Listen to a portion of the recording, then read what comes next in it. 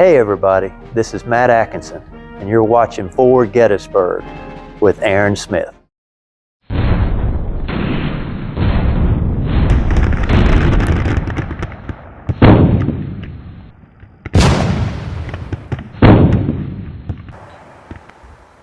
Frederick the Great once said, "Don't forget your great guns, which are the most respectable arguments in the rights of kings."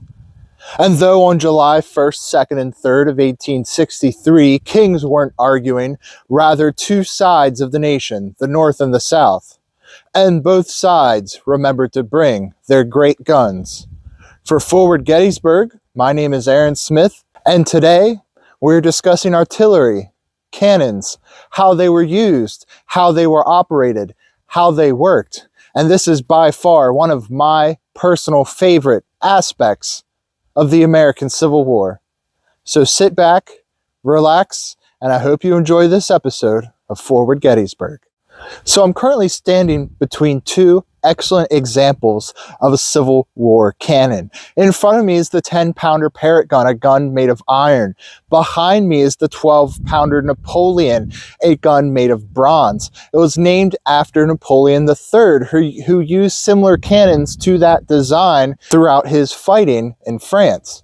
Now, the 10-pounder Parrott gun is made of iron, and when it comes to Civil War cannons, you're going to have two major construction materials, iron and bronze. Each of them offered their own advantages. Each of them offered their own disadvantages. Some advantages of iron. Iron, you could have a much tighter seal around your ammunition, around your shot, whereas bronze tended to be very malleable. So when a bronze gun fired, oftentimes there would be a small, tiny little gap just above the projectile and the barrel. That tiny little gap is called the windage. And what happens is pressure and gas is going to escape through that tiny little gap. And we're talking a very, very small gap. But eventually, over time, that's going to start to push the ball down in the barrel as it shoots out. And a lot of times, these 12-pounder Napoleons would develop a divot on the bottom of the barrel, and the balls would come kind of bouncing out of the end of the barrel, whereas you didn't really get that with iron. Iron was much sturdier. However, if a bronze gun were to explode, say there was something blocking the barrel, or say just the material had worn down over time, the bronze barrel would kind of split or crack open. It was still a dangerous situation, but not so much. Whereas the iron barrel, if this barrel were to explode under pressure, or if the muzzle was clogged by some kind of debris or sand or something like that, say someone was trying to disable this gun, and it exploded, it became like a bomb, flinging shrapnel, glass-like iron fragments all over the place, likely killing anyone within the vicinity. So let's talk about some parts of the cannon. Of course, we have the carriage, likely made of wood. There would have been some rope here. If you guys go to the National Visitor Center at Gettysburg, you can see an excellent example of the bronze gun that hasn't been outside, the bronze Napoleon, still with the gleaming yellow bronze, still with all of the carriage and the ropes and everything here. Underneath, we would have some of our tools. We would have spikes. We would have the ramrods, the sponges, a place to hang the bucket, all kinds of stuff underneath this gun. Now, of course, out here on the battlefield, the Park Service isn't going to go all out, adding all this intricacy to the cannon when it's just going to fall apart in the elements. So they keep it fairly simple, but we have the carriage. It's going to be made of wood. There's going to be a place to place the limber as well. Your gun is going to have the actual gun itself and a limber chest, and they're going to connect with each other. And then you're going to have the caisson and another limber chest. Now, each of these teams would take about 6 horses to haul. It would be 12 horses for an entire gun. The Union side would have 6 guns to a battery most of the time. So we're talking 72 horses for one battery. That's an incredible amount of pack animals to move these guns. But anyway, this is the carriage. this would be the breech of the gun. The breech is simply the back of the gun. Now, if you look at this 10-pounder Parrott, you can see it has a jacketed breech. Well, going back to what we said about guns exploding and the pressure and just the constant wear and tear that would happen all the time, this gun was designed with a reinforced jacket around the breech to help make it a little bit stronger and to help absorb a little bit more of that pressure. We have our aiming here. Simply twist this up to depress the barrel, twist it down to aim up higher. We have the wagon wheels. And an interesting point I want to make about these wagon wheels is that you can look and see that they have this shape. They're not straight on wheels. They have a certain bow in them, and that was for a couple important reasons. First reason is that just simply keep them on the carriage. They would always be kind of angled in and staying on the carriage. Another reason is it actually acted as a shock system to help absorb some of the wear and tear of the roads that these teams would be traveling on. Sometimes they were very, very rough roads. A third reason for their shape is it would help wick away moisture from the wagon, from the wheel itself, from the joint here, from the carriage. So this served actually a couple different purposes, this shape of the wheel. Moving our way to the front of the gun, we have the barrel itself, and these things weighed a lot. For example, this 10-pounder Parrott barrel is going to weigh about 1,800 pounds. You add in 200 pounds for each wagon wheel, probably another 400 or 500 pounds for the carriage, on top of all the other equipment that went on this as well, your sponges, your buckets, your chains, your ropes. You were talking an incredible amount of weight in one of these guns. And oftentimes, the ground was inhospitable that you couldn't have the team of horses drag this cannon into position. Oftentimes, this had to be pushed by the team of artillerists there. I'm thinking at least one example in the Gettysburg battlefield, probably two. The first example being Hazlitt's battery there on Little Round Top. They could only get one of these guns in position using their team of horses. The other 5 guns they had to push up the hill themselves, push and pull, and I can only imagine how awful and exhausting and exerting that must have been. On the barrel, we have the trunnion, which attaches it to the carriage here. The trunnion being 2 small little metal cylinders. They would attach to the carriage here, and they would then be clamped down in place. The barrel itself. Now, the 10-pounder Parrott gun, this is a rifled gun. This is a much more accurate gun. This gun could reach distances of about 1,900 yards. That's over a mile away. It's coming up on 1.5 miles or 1.25 miles. So this can reach out and definitely touch something. Now, your other guns, your Napoleon guns, your howitzers, they had a much more limited range. A Napoleon could reach out maybe 1,400 feet, which isn't great for anti-artillery operations, but there is second to none in the artillery department when it comes to close quarters engagements. So let's go ahead and take a look at what makes the Napoleon gun so great as an anti-infantry weapon. So this gun behind me is the 12-pound Napoleon. Sometimes there would be 12-pound Napoleon howitzers. They would be called all kinds of things. But unlike that 10-pounder Parrott, this 12-pounder Napoleon was a smooth bore gun. And as I discussed earlier, one of the disadvantages that came with this was accuracy. Not only would there be a groove shaped into the bottom of the barrel from that constant windage pressure over top of the projectile, but also this is a smooth barrel. This is essentially a shotgun on wheels.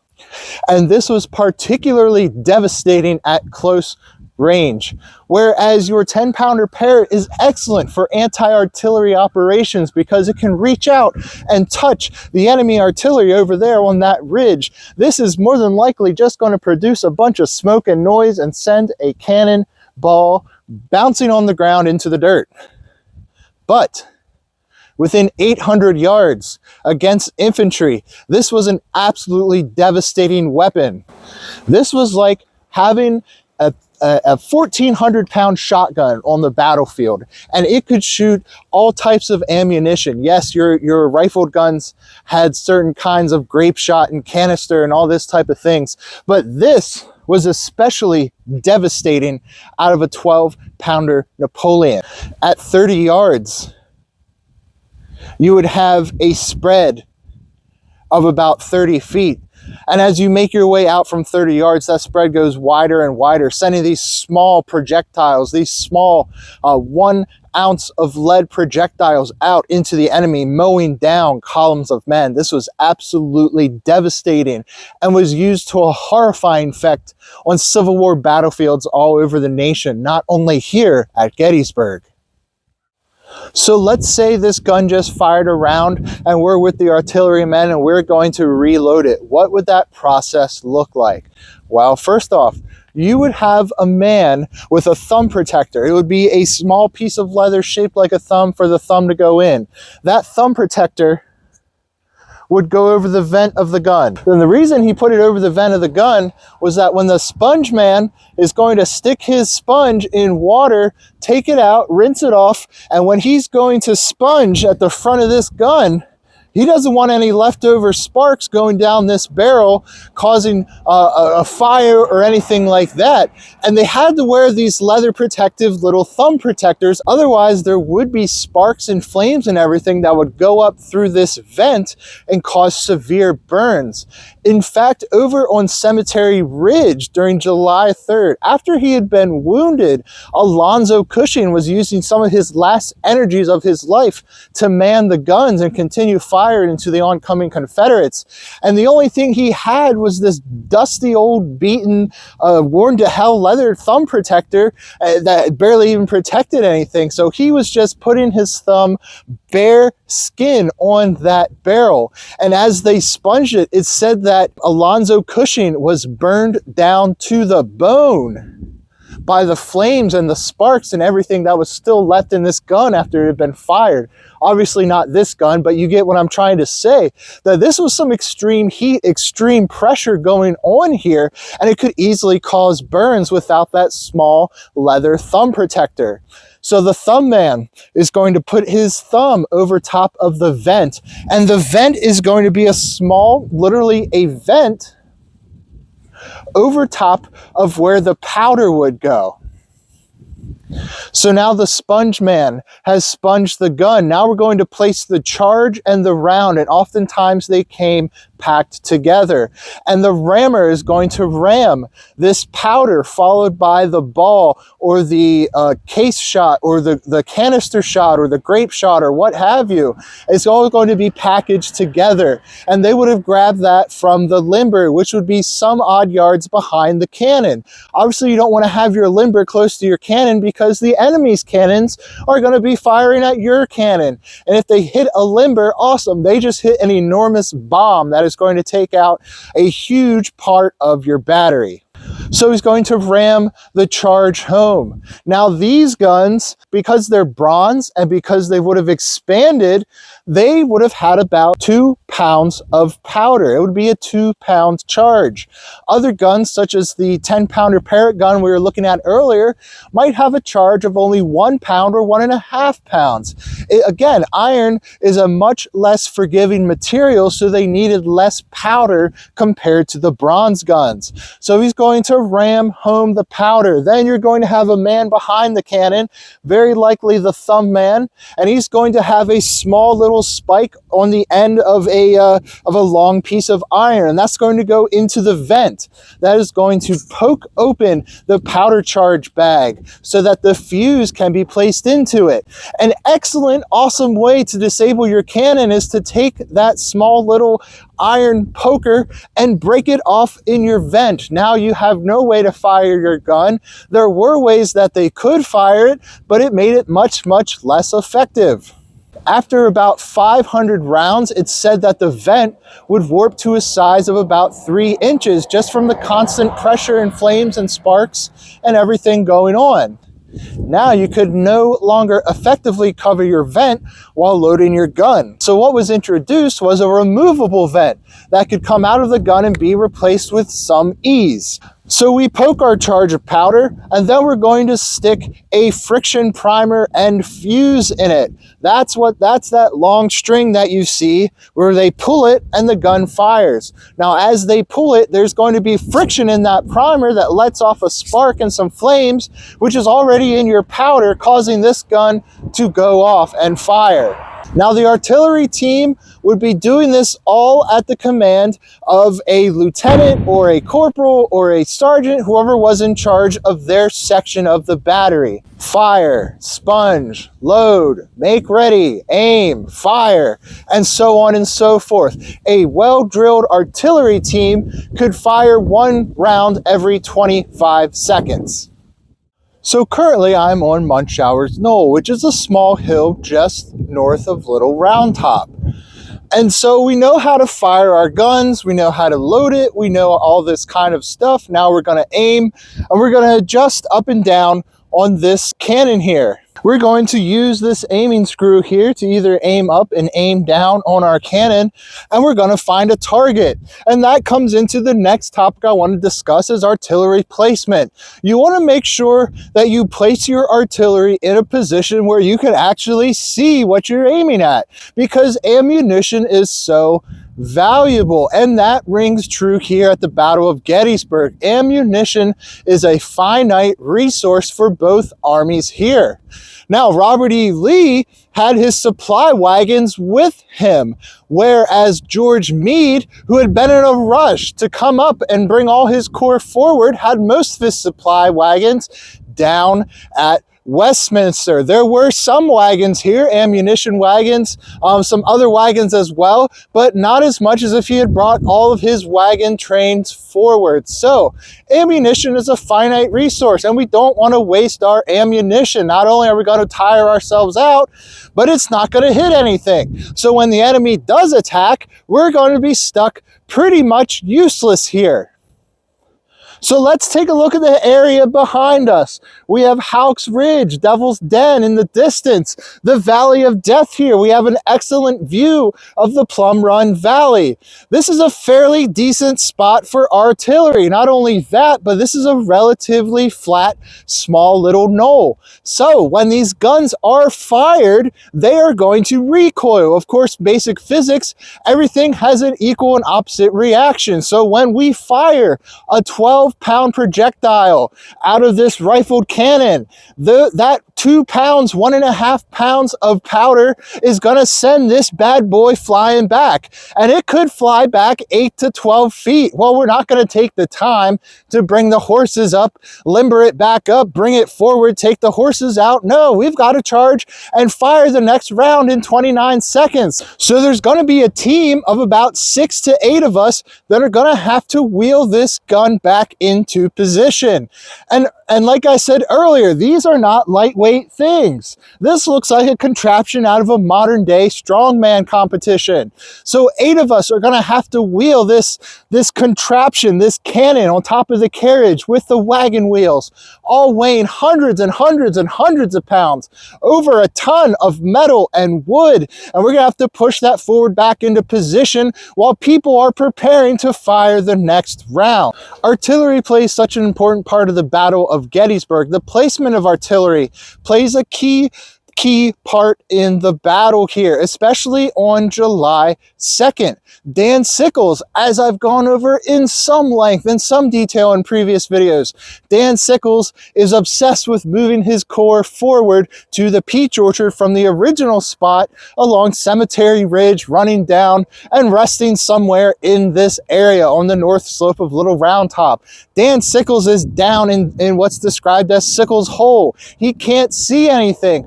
Unlike this incredible view we have behind us, where we can easily see oncoming enemy troops, Dan Sickles' Hole has nothing but woods in front of it, so he can't see anything to place his artillery to know what to fire at. So being able to see what you're shooting at sounds super obvious, but it's something that sculpts the Battle of Gettysburg, and as a result thereof, American history. So I'm standing along what is known as the McGillivray Line, a line of guns that would help deflect and repulse the Confederate attack on July 2nd. And I wanted to touch base on something. We were just talking about positioning. And so not only is this line going to help repel the rebel attackers on July 2nd, but this line is going to play a devastating role on July 3rd. Of course, all the guns, Cushing's battery, all those guns there at the angle get all of the glory for July 3rd, but the McGillivray Line is going to play a key role in the repulse of Pickett's charge. Why does it play such a key role? Well, when we take a look behind us at the ground out there, we can see Seminary Ridge. But if you were a Confederate soldier over in that direction on the afternoon of July 3rd, 1863, you wouldn't be able to see this line of guns here. So this line would have had about 40 to 50 guns in it. And as soon as you pull out of those woods and start marching across those fields, as soon as you come into range, not only are you going to face fire from the guns on top of Cemetery Ridge, but you're going to take fire from the guns at South Cemetery Ridge. And that is going to be an absolutely devastating fire, as you can imagine. There is a large range of cannon along the McGillivray Line. Of course, we have our 10-pounder Parrotts. We're going to have some 3-inch ordnance rifles. And of course, we're going to have the workforce of the artillery, the 12-pounder Napoleon, those great bronze smoothbore guns. Now, an interesting thing that I want to make note about is the organization of each army's artillery. So when it came to the Confederates, their battery is going to consist of about 4 guns, and a battery is essentially the equivalent to like a regiment for the infantry. So each battery is going to be about 4 guns. On the Union side, each battery is going to be about 6 guns. One of the issues that the Confederates are going to face is that their batteries consist of mixed guns. It's not all going to be one of the same gun. And so what that leads to is a logistical nightmare, trying to have ammunition on hand for each of these separate guns. In fact, if you take a ride along Confederate Avenue, where we started this little video today, you can actually see some great examples of mixed batteries. Battery might have 2 10-pounder Parrotts, and it might have 2 Napoleons. It might have 3 10-pounder Parrotts and 1 Napoleon. So you have these mixed batteries. They're going to lead to some really, really difficult logistical issues for the Confederates. Now, the North, they're going to have a little bit more consistency within their artillery. They're going to have batteries that consist of all of the same type of gun. And not only that, but their batteries are going to consist of 6 guns. So you will have 6 of the 10-pounder Parrotts. You will have 6 3-inch ordnance rifles. You will have 6 20-pounder Parrotts. So there's going to be a lot more consistency. Not only that, but the Union is going to field an artillery reserve under General Henry Hunt. And Henry Hunt is going to have the ability to place cannon wherever he sees fit. He's going to have the ability to loan out cannon to corps that are in need of them. So that is going to be a distinct advantage for the Union. Meanwhile, on the Confederate side, yes, they have a chief of artillery, William Pendleton, but he's going to play a much more administrative and advisory role. He's not really going to have the authority to place guns where they're needed. That authority is actually going to be left up to the chief of artillery for each corps, and each corps is going to have their own reserve. And of course, when you start asking other corps for resources, you get into a lot of this political stuff between generals and oh, well, I need that, or no, you don't really need that, and it just becomes a mess. So I definitely think the Union certainly has some very distinct advantages in their artillery corps and in their artillery department compared to the Confederates. So currently I am on Cemetery Ridge behind Union lines, and behind me, like I said earlier in the video, are these incredible examples of caissons and limbers. Now, when going into battle, the Union soldiers would have about 400 rounds per gun per battery. And that would all be stored within these caissons and limbers. It would take a team of 6 horses, 6 draft animals, could be mules, could be horses, to carry these. Not only that, but the gun is also going to have a limber with it. So that's another 6 horses. Like I said earlier, for a battery of 6 guns, we're talking 72 horses. As you can imagine, there were an incredible amount of pack animals here at Gettysburg. Now, the Confederates, on the other hand, due to supply shortages and logistical issues being so far from their supply base in Stanton, Virginia, they would go into battle with about 125 rounds per gun per battery here at Gettysburg. All in all, about 560 tons of cannonballs, shots, grape shot, of artillery projectiles would be fired here at Gettysburg. That is a mind-numbingly large amount of ammunition expended just out of the big guns. However, like I said earlier, even though the majority of his artillery ammunition reserve was at Westminster, General Meade would send for it throughout the 3 days here at Gettysburg. And at the end of the battle, General George Gordon Meade and his artillery here at Gettysburg would expend about 60,000 rounds of ammunition, and yet that was only 1/3 of his available supply. It just goes to show you how much cannon fire happened here at the Battle of Gettysburg. Well, guys, I appreciate you joining me so much for this episode of Forward Gettysburg. As you know now, I love talking about cannons, artillery, the big guns, the final argument of kings. You know, it's just, I think they're incredible. I think they're fascinating. They are like the tanks, the nuclear bombs, the machine guns of the Civil War battlefield. They were incredibly decisive, especially here at the Battle of Gettysburg. As always, for Forward Gettysburg, I am your host, Aaron Smith, and I will catch you on the next one.